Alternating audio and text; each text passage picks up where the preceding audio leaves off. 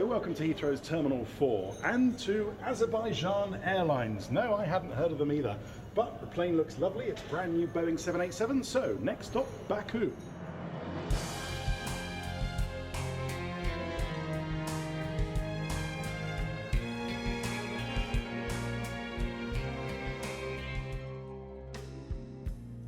Baku's famous for a few things, having one of those massive flags, these amazing flame buildings which look like they're coming out of the ground, being the venue of Eurovision, being in that Bond film with Pierce Brosnan, hosting the European Games last year.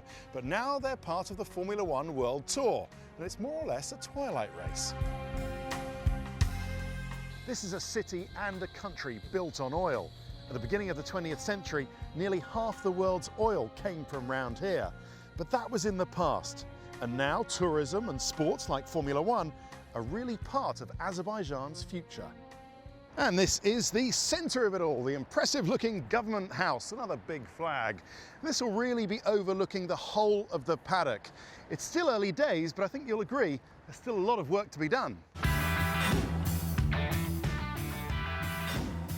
The centre of the paddock will be in what's now a bus lane, and then we get to the temporary, and it will only be a temporary pit building and then paddock club on top of it. We'll have all the team's equipment in the back here. This will all be painted and leveled out to make it look swish and super. We got the race control down the end with the Mercedes garage, and then the Haas F1 garage. The last one will be down the end of the pit lane. But it's time for us to go and have a look at this track, and I can't think of a better car to do it in.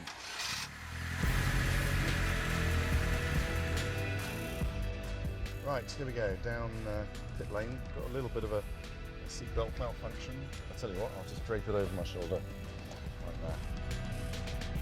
And now to the part of the track I like to call the central reservation. That's because it pretty much is one in the middle of a dual carriageway, but it will be unique amongst modern Formula One circuits in that we've got the flick-flack, the reverse direction of traffic. So you've got the cars who are coming out of turn 6 and down towards turn 7 in this direction, and then much later around the lap, the cars are coming from turn 19 to turn 20 in this direction. And this is the long stretch down towards the start-finish line at about 220 miles an hour. And we go right by the Tom Ford and the Tiffany's. Even Flavio's got one of his billionaire shops down here. And there's obviously a fair bit of money in this city. So down from turn 7 into what is going to be the slightly bonkers turns 8, 9 and 10 as we skirt the old city and the castle walls. And if we can just wait here, my friend. Yeah, just and see exactly what we've got to deal with. And what we've got to deal with is something that won't still be cobbled, sadly. It would be a bit of an ask on the car's suspension to go over these cobbles. They'll lay a protective layer and then they'll tarmac asphalt over these cobbles. They'll put a steel barrier against the old castle wall to protect that. There'll be concrete barriers on this side. What they're going to do is actually take out this part of pavement and then just put a barrier up here. So yes, it is narrow, probably the narrowest part in Formula One, more narrower than Monaco, but it still will be 7.5 meters wide. And when you consider that a Formula One car is only about 2 meters wide, you could get two cars up here racing up the hill at once, but you're probably only going to be single file, I would have thought. And then as the drivers power up the hill, they'll take an apex around where this larder is, and they'll be forgiven for not having time to stop and look at the wonderful 12th century old city walls. Then it's straight down into a few long and very fast left-handers as we go down past the presidential palace.